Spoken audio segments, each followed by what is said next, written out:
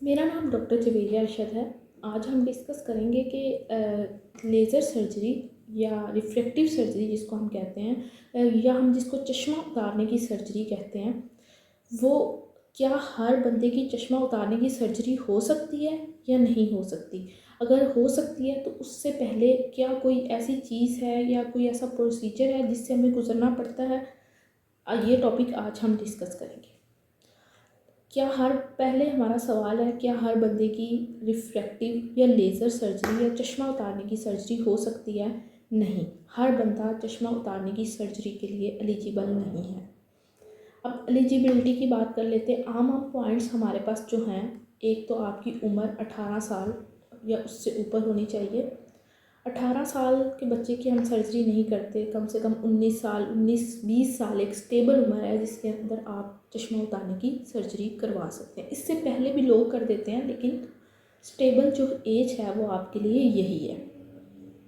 इसके बाद आपका जो ऐनक का नंबर है वो कम से कम 6 महीने तक स्टेबल रहा हो।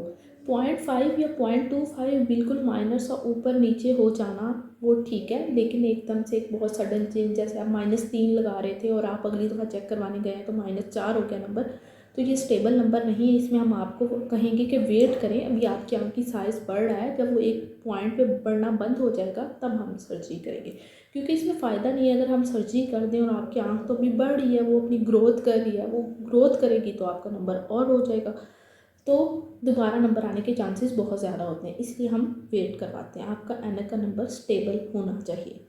तीसरी बात, उससे पहले सर्जरी करने से पहले हम आपकी कुछ हिस्ट्री लेते हैं कि आपकी कोई मेडिकल हिस्ट्री तो नहीं रही, कभी आपका आँख का कोई और ऑपरेशन हुआ हो, कभी आपको शुगर या ब्लड प्रेशर रहा हो, अभी इस टाइम पे आपको शुगर तो नहीं है, अगर शुगर है तो वो कंट्रोल है, अगर ब्लड प्रेशर है तो वो कंट्रोल है। ये आम हिस्ट्री लेना ज़रूरी होती है। अगर शुगर आपको रह रही है तो इसमें हीलिंग स्लो होती है। हीलिंग स्लो होने की वजह से आपका जो फ्लैप बनता है, फ्लैप की हीलिंग आहिस्ता आहिस्ता स्लो होगी। तो इसमें कुछ चीज़ें जो होती हैं वो डॉक्टर को बड़े एहतियात से देखनी होती हैं। तो आपको जैसे ही आपकी सर्जरी, आपने अपने डॉक्टर को बताना है कि मुझे शुगर है, मैं ये दवाई ले रहा हूँ और इतनी टाइम से कंट्रोल है। उसमें शुगर का कंट्रोल होना बहुत ज़रूरी है। कुछ केसेस में शुगर के पेशेंट की सर्जरी हम नहीं करते, कुछ केसेस में कर देते हैं। इसके बाद हमारे पास तकरीबन 15 टाइप के टेस्ट होते हैं जो हमने परफॉर्म करने होते हैं।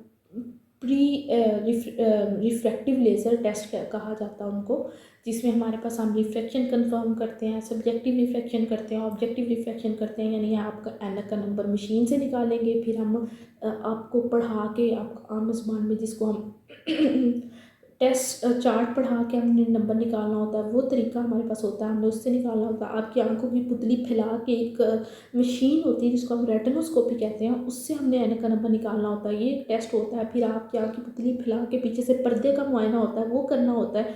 और इसके अलावा आपका प्यूपल का साइज़, यानी आपकी आँख की पुतली का साइज़ देखना होता है, तो वो कितना होता है। सबसे इम्पोर्टेंट जिसको हम टोपोग्राफी कहते हैं, हमने आँख की जिस कॉर्निया के ऊपर, यानी आपकी काली पुतली के ऊपर जो हमने लेज़र लगानी है, उसका साइज़ इतना है कि उसके ऊपर लेज़र लगने के बाद वो एक सेफ़ डिस्टेंस तक रहे, एक सेफ़ पॉइंट तक रहे, यानी उसकी जो यानी वो इतनी है, तो उसका एक हमारे पास एक लिमिट होती है कि हमने लेज़र लगा के हमने उसको इतना छोड़ना है ताकि एक सेफ डिस्टेंस रहे हमारे पास। अदरवाइज़ और बहुत सारी कॉम्प्लिकेशन, केराटोकोनस और इस तरह की कॉम्प्लिकेशंस डेवलप होने लग जाती हैं। ये सारी चीज़ों से बचने के लिए हमारे पास ज़रूरी है कि हम सारे टेस्ट परफॉर्म करें। और तरीकाकार यही है कि अगर आप लेज़र की सर्जरी करवाना चाह रहे हैं, अपना चश्मा उतरवाने की सर्जरी करवाना चाह रहे हैं, तो आप एक दफ़ा अपने डॉक्टर को विज़िट करें और आपके ये सारे टेस्ट परफॉर्म कर लेगा। उसके बाद आपको वो एक टाइम देगा, उस टाइम पे आप जाएंगे तो आपकी लेज़र की सर्जरी तकरीबन 1 घंटे